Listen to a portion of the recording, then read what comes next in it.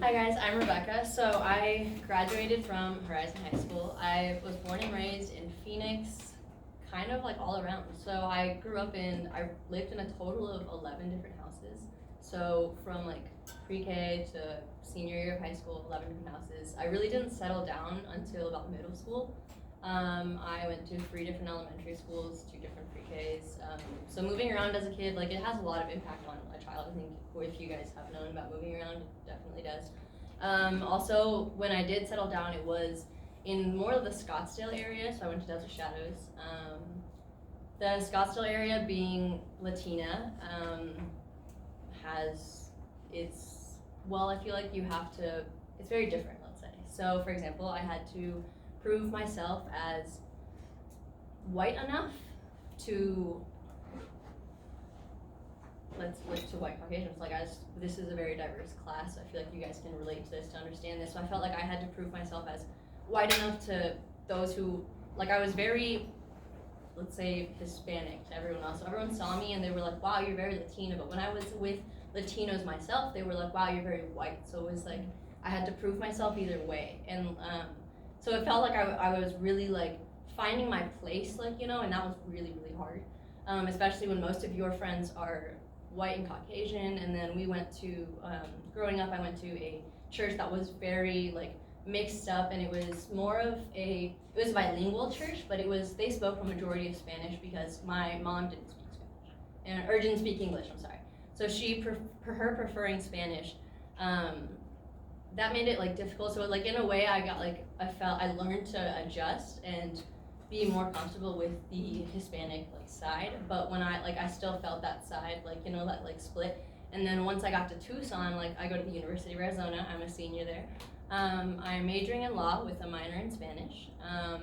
When I got to Tucson, that was totally the same thing. So I work at In-N-Out Burger, and it's the farthest south location that they even have in the U.S. So it is super close to it's not far from the border, but being that in itself, the majority of our workers are Hispanic, and being that it depends also on my name tag. If I have Becky written on there and a Hispanic associate, or I'm sorry, a customer comes in and they would see my name tag, it was always different. It was, if they saw Becky, they would kind of just give me a look, and then kind of guess, and then go to the other person who looks darker than me.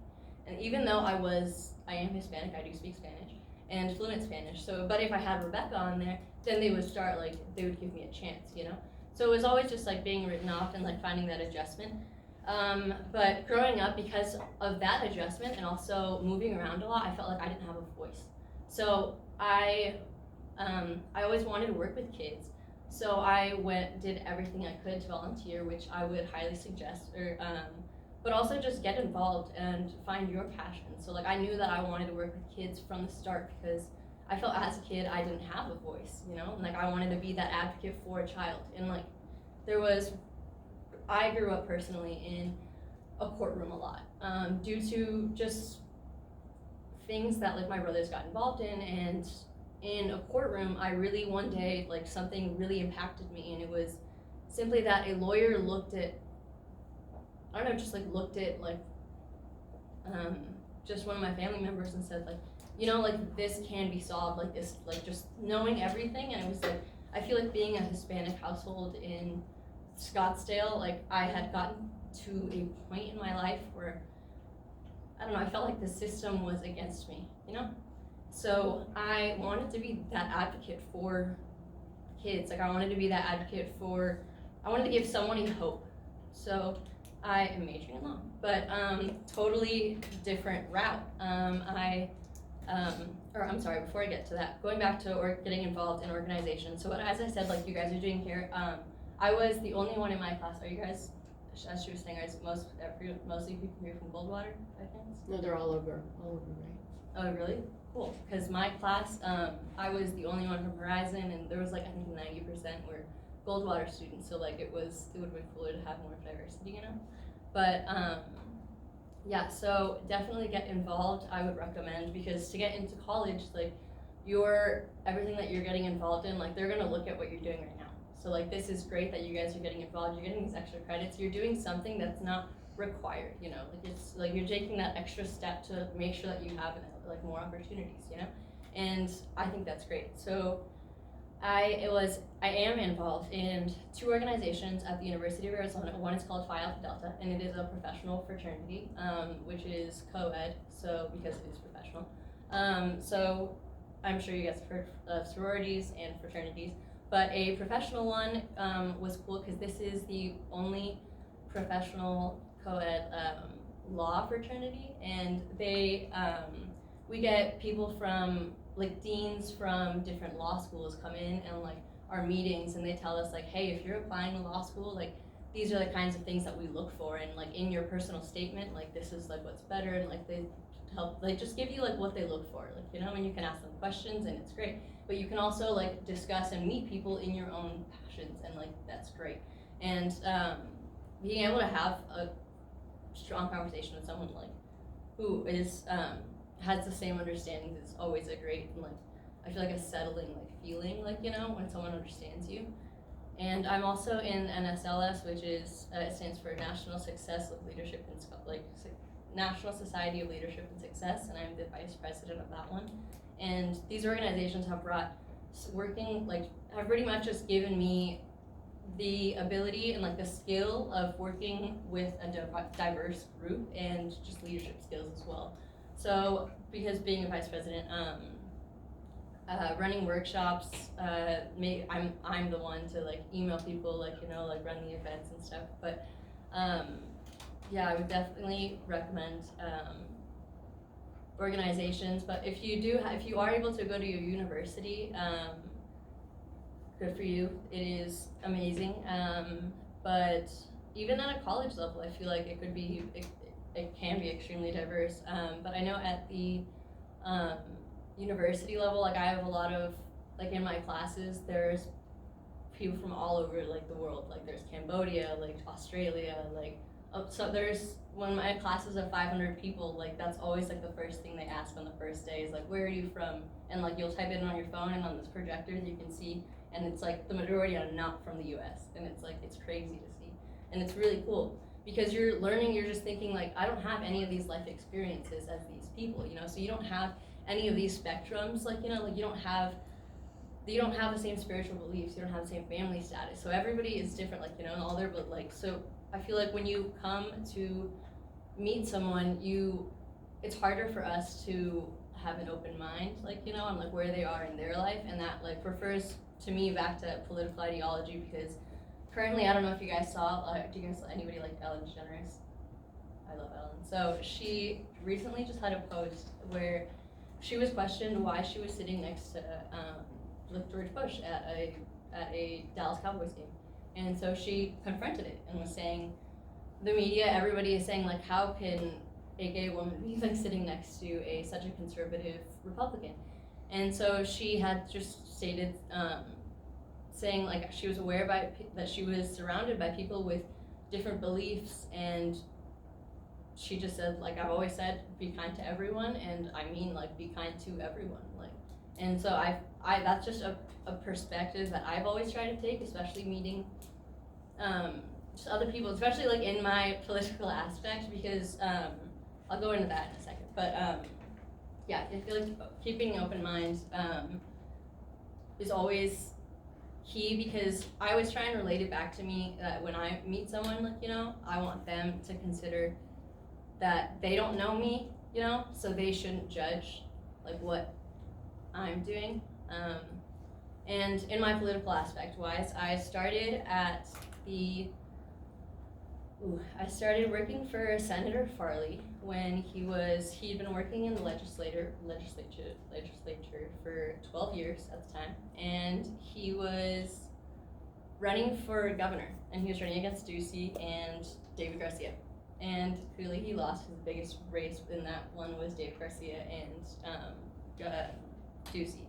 So there it was totally different. I was hired on as an intern, or a finance intern, and that sounds kind of like weird. So also, I feel like that also like that example, I feel like should portray that like you shouldn't just write off every label, because it was a finance intern, but I didn't like necessarily only do finance, you know?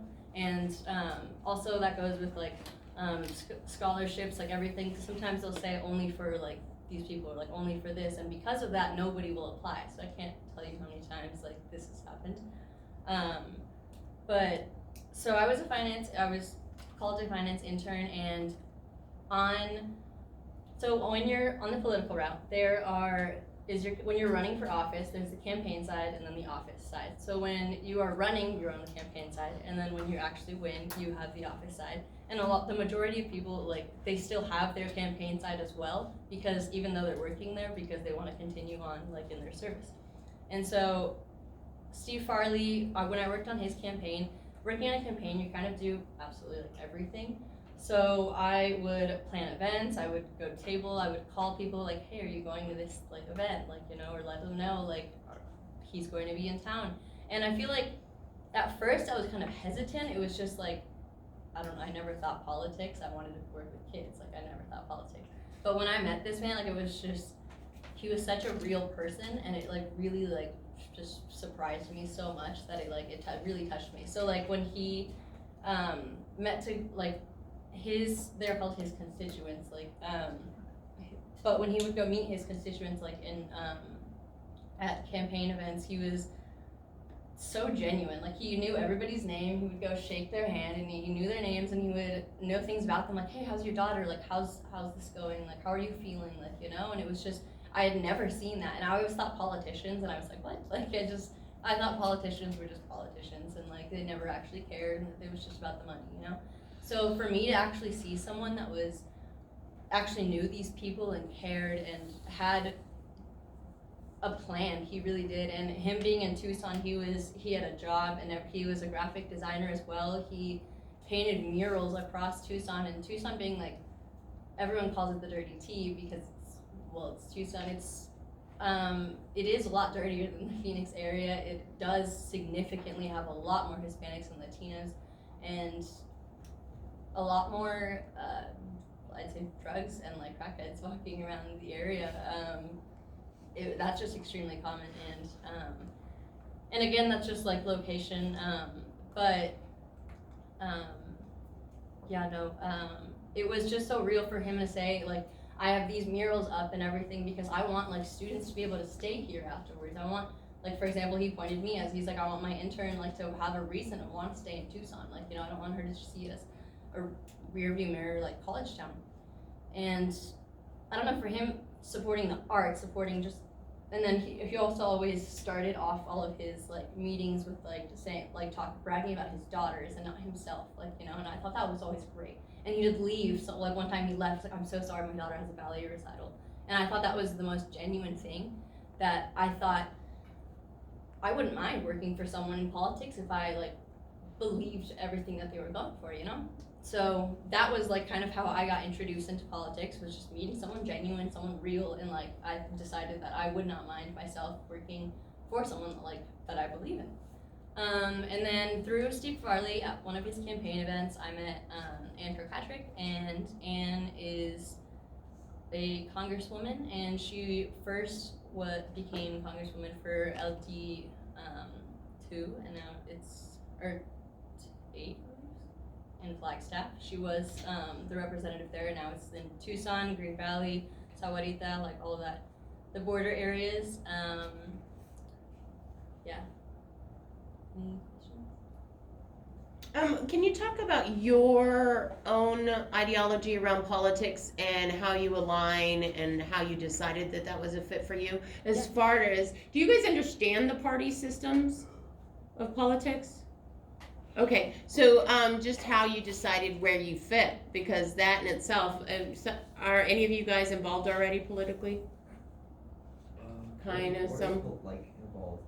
Yeah. So it goes into like 3 different parties, and there's like conservative, democratic, or independent, or I'm sorry, not conservative, Republican, democratic, or independent. And the Republicans tend to be more conservative. It's just on different beliefs. I can pull up something really quick from like AZ Dems Oh, we can do that too. But I mean, your own But I was story like, though, my with where you decided to get affiliated. I think it was just from my life experiences. It was believing that the U.S. needs, like, we also came here like seeking something else, and that like I do believe that it needs to be regulated, but I do believe in immigration, like, you know, and I believe in gun reform, though. I do believe that there needs to be background checks. I believe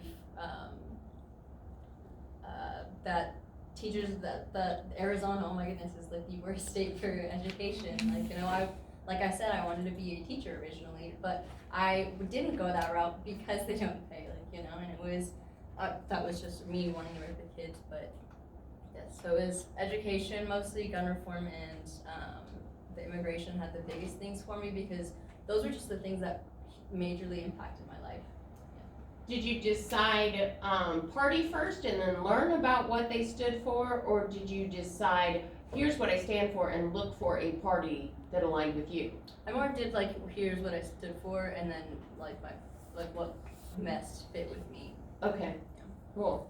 And right now we have this political, you guys can feel the political tension, right? Can you talk a little bit about that? Why, like what's going on? Just explain the tensions and also identity politics. Do you know, are you familiar with that? Where people choose their politics based on who they are, right? So like, for instance, how many of you guys have ever seen news or anything about a Trump rally? Anybody seen any of that? They normally position certain identities in certain places, right? And then if you are a certain identity, supposedly society says you're not allowed to believe in certain people, right? Based on who you are. It's kind of that whole thing with Ellen, right? Ellen is a liberal, and then Bush is an extreme conservative. So it's saying, why are you guys different? You're not allowed to be together, right? Kind of that Loving. Have you guys heard about the story of Loving, the biracial couple that got together and it was illegal for them to be together? That's how they changed the law. Their last name was Loving, but basically they got together and it was illegal for them to be married because they were biracial. I'm sorry, no, it was a biracial marriage. And then they've changed the law for that. But this is almost like on the political side saying, you guys can't go together, you're too different. It's like, so our identity politics are basically like, if you were any kind of minority, you couldn't be conservative, right? And if you were a wealthy white male, you couldn't be liberal.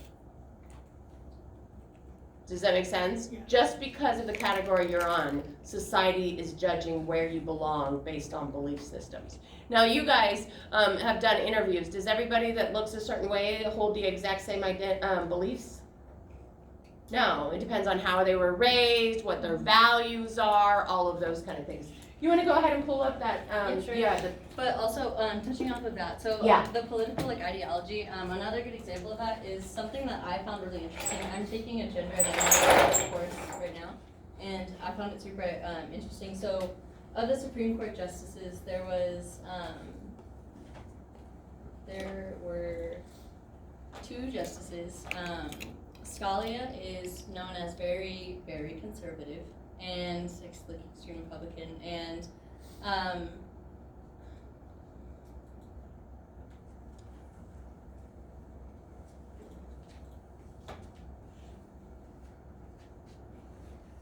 then Ruth Bader Ginsburg probably had the most to do with women's rights, with women's, just giving women to any rights in the U.S. But she also, like, an example of this, was, going back to what your professor was saying, was that she doesn't, even though she was on the entire opposite side of Scalia and she was very, very liberal, and was trying to push women's rights, trying to push more equality, and Scalia was just not for her at all, she was still able to develop this actual friendship that was just, people didn't see, and because of that, she was respected so much more because she did that extra work, and even though she didn't have the same beliefs as her peers, they had a friendship. So there's even photos of her and Scalia in another country on riding an elephant together. They developed a true friendship. So it is possible. As Ellen was saying, be kind to everyone. So real quick, you guys, this might put in perspective too. When we talk about parties, it's really about these items, right? Socially or fiscally conservative or liberal. What does conserve mean? To bring in, right? Yeah. To be more thoughtful, not so free flowing, right? With it. So somebody that is fiscally conservative, what do they believe? Fiscally is money. Just save it. Yes, so they don't believe that the government should spend a lot of money, right? Now, they can always choose where that money that they do spend goes, and that's something different. But they're saying we should not have the government in with that much money flowing, right? We should not be expensive, basically, as a government. What about socially conservative? What social aspects of government do they do? Right? How much do they interfere in your social lives? Like who can hire what, right? Based on access to, right? Like the schools right now where they're saying certain people can be accepted or not accepted and what rules and regulations. Okay, so if you're conservative socially, you don't want a lot of social programs, or you don't want the government telling you what you can and cannot do with other people. For instance, with the gay marriage and with abortion and all of those kind of stuff, they're saying that you should not the government should not get involved. Make sense? That's conservative. They're pulling back everything. They're saying no. Small. Liberal fiscally is saying the government should spend the money, right? The money should go to the people, and we should have a lot of money spent on the people.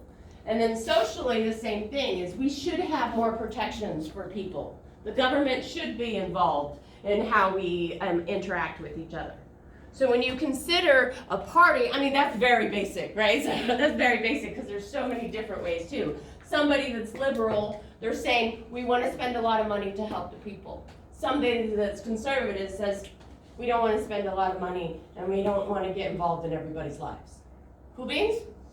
Right. All right. And you can put your take on that. That's just my You're okay. 100 feet above it.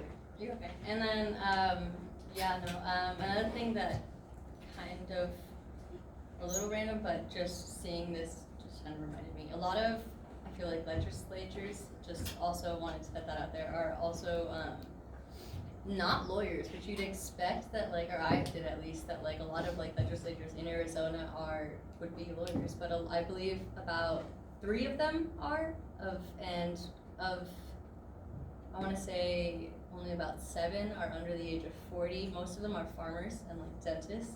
So I always thought that people who would be like making our laws would be and go to law school, but they were elected. But a lot of them are also like healthcare. Who I work for, Anne Kirkpatrick, she worked with healthcare for a bit. Yeah. All right, so in Democrat, so the Arizona Democratic like views. Okay, so healthcare.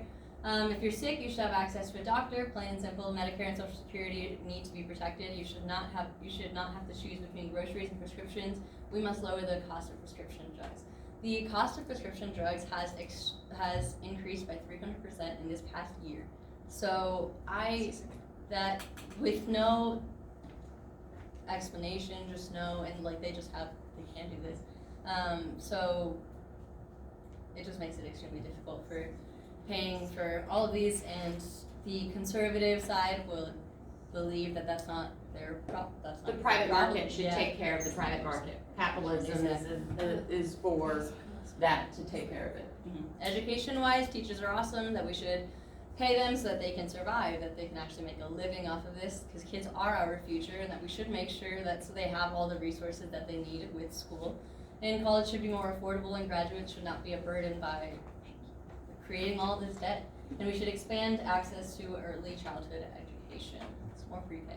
So again, the conservatives are saying we do not need to spend so much on education. It is the parents' responsibility to use the education in existence, right?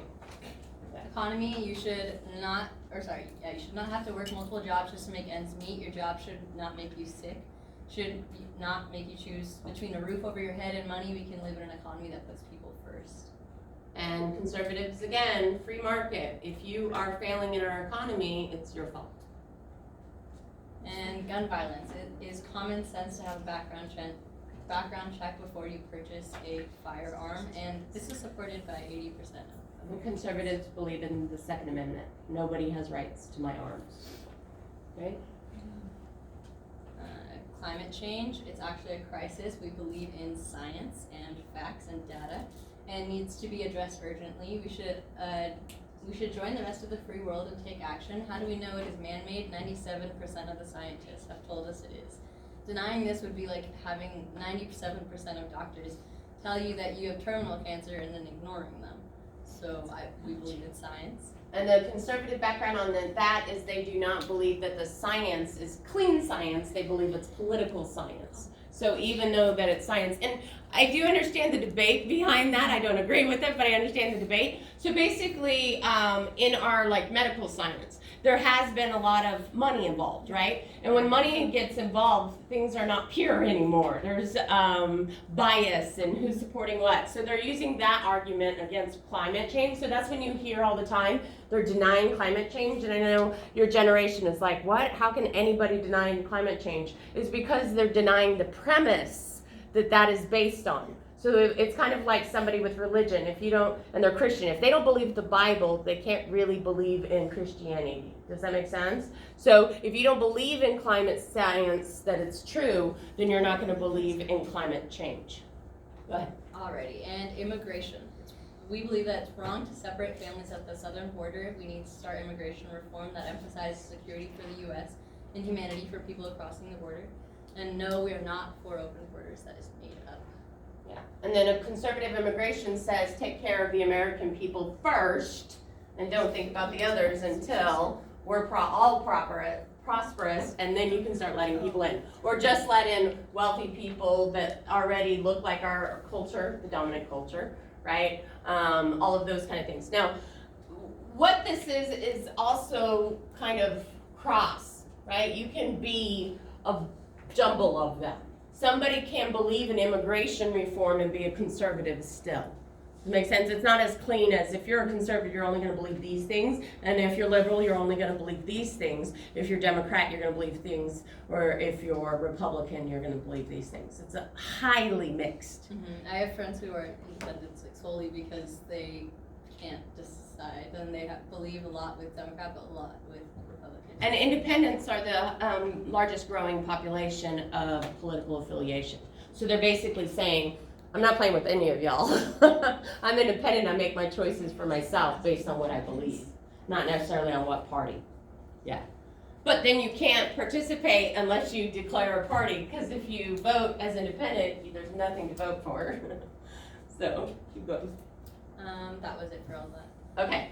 So does that make it understandable a little bit of the foundation for politics and how people, why they fight? Because basically, let's listen to the immigration right now, right? There's extremes, and if we remove the extremes, we can all agree extremes don't work, right? But in moderate, in the middle, they're basically saying is, how can we allow people to come to the U.S. based on what the U.S. stands for, right? We are a country of immigrants. That's what it's based on. Everybody that's here, pretty much, except for the natives, were brought over or came over, correct? So it's how you look at immigration. Do we want more people to keep coming in, or are we saying, no, close our doors, we want only us, right? Consider it your household. How do you feel about your house? Do you want to welcome in people and help them out and get them to contribute and all of that? Or are you like, no, shut the doors, turn off the lights, maybe they'll go away, kind of thing. So with your political affiliations, have you noticed any kind of discrimination, prejudice against you personally? Yes, definitely. How does that look? A lot of judgment. Yeah.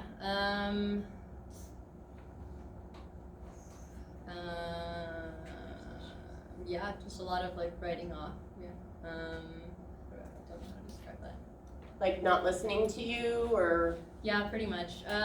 We do have, with my internship, I do like a various array of different things, but one of the things I get to do is tabling, and a lot of times they'll pass by and be like, hey, what party is she with? And, or like just see a name, they're like, wait, this is political? I'm like, yes, like without even like seeing anything or what she stands for, what she's done for the community, absolutely nothing, wants to know nothing about her. What party? Democratic guy, like just walks away without giving her a chance, like, you know, so that's just, Yeah, the label itself can have a meaning based on that person's understanding of that meaning, right? And that happens on the rest of our diversity spectrum, right? If you hear somebody's in the socioeconomic class of lower class or poverty, are there judgments against them? Yeah, absolutely, right? So it's the same thing as if you're in the minority, a lot of times the in-group, out-group kind of stuff, you'll feel the pushback because it's a less popular idea. Then people are like, well, why would we want you? You have to fight for it. Does that make sense? It's all across all minorities of every kind, whether it's political, whether it's anything. And in Arizona, do you guys know what the majority political belief is here? Republican, correct. turning purple. So. Yeah, we're turning purple because things are changing in our nation as a whole as generations shift, right? It's younger generations are tending to be more democratic, right? Okay, so what I would like you guys to do is to get your questions, and you're going to ask Rebecca questions so you can understand her story, right? She gave you a little bit of the background, but there wasn't a lot of detail there, so you have some place to dig into. Why do you think that, what influenced her at being who she is today, right? So we have some questions. Let's do 2 per table, okay? 2 per table. All right, so if you want to take a seat, and I'll turn this off, and they're just going to grill you now. They're going to try to get to your stories. Remember to not just rely on the question as it's presented. Use your own, curiosity-driven ways to find the information.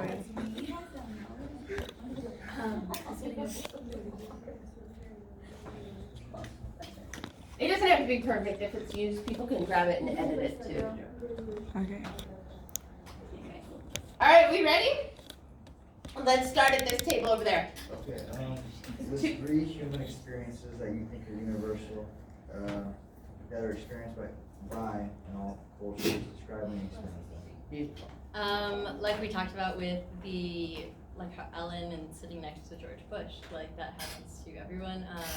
You're going to reach a point where you're going to be with someone that doesn't believe in like all the same things that you know that, and in that aspect, I think like you just need to. I believe in like what Ellen believes, like what she stated, and be kind to everyone. That would be one. Second, I would say race. And that was just personal experience, but I think it also just happens everywhere, all across the board. Even in your own race, for example, I feel like when I go to Mexico, I get written off even there as well. I'm Mexican, and what does written off mean? Like, what does by that written experience off, to you? I just mean not even giving me a chance to, more of just prejudice. Like I'm better than you. I am because of just whatever they perceived of just by looking at me, they think have excluded me, have just already I'm already better. I'm not gonna give you the time of day at all because I just don't care for it. So do you think it's like the immigrant experience here in the U.S., you being over there, like you're an outsider coming in and they're like, wait, you're not Mexican? Well, it also just depends. I feel like in everyone's own race. I feel like because there is the different type of Mexican. I'm from my parents are from Mexico City, and when I go to Tucson, it's a very different type of Mexican. And I dated someone for about a year who was entirely different kind of Mexican. She was from Sonora, and that was entirely different. So in Sonora, they wear cowboy boots and big belt buckles and cowboy hats, and my parents are very city people, and they've always been very city people. So I've never been one to camp. I've never been one out there, but yeah. So I guess just being learning to work with others, because just that in itself, because they're like we said, like they're people all across the board are not going to like believe in you, aren't going to have the same beliefs as you. It is you have to learn to work with them. Yeah. Another question from your table? Somebody else? No. You guys start looking at those questions so you're ready with one. What gender roles were emphasized in your family, and how did it respond? How did it respond to you? That is a great question. So gender roles in my family was in, I feel like, a Mexican household. It was very traditional for a Mexican household. It was that when my little sister was born, I was 7 years old, and even though I had 3 older brothers, that didn't matter of their age because I was the first girl. So I had to be trained to take care of a child. So I would I pretty much just had to learn how to take care of my brothers, of the children that like my mom had after me when she wasn't around. And I feel like that is just the very Hispanic ideology of just gender roles, that the man should be making the money, which I feel like it's changing a lot more in the U.S., but it can be very like to the Mexican culture. So that's how I was raised. Yeah. How did it impact you, having those strict gender roles? It got really frustrating at times because I was super really into sports. So I always wanted, I longboarded, I played basketball, I played volleyball, gymnastics, basketball for 6 years. Like, I was all across the board, and it also meant that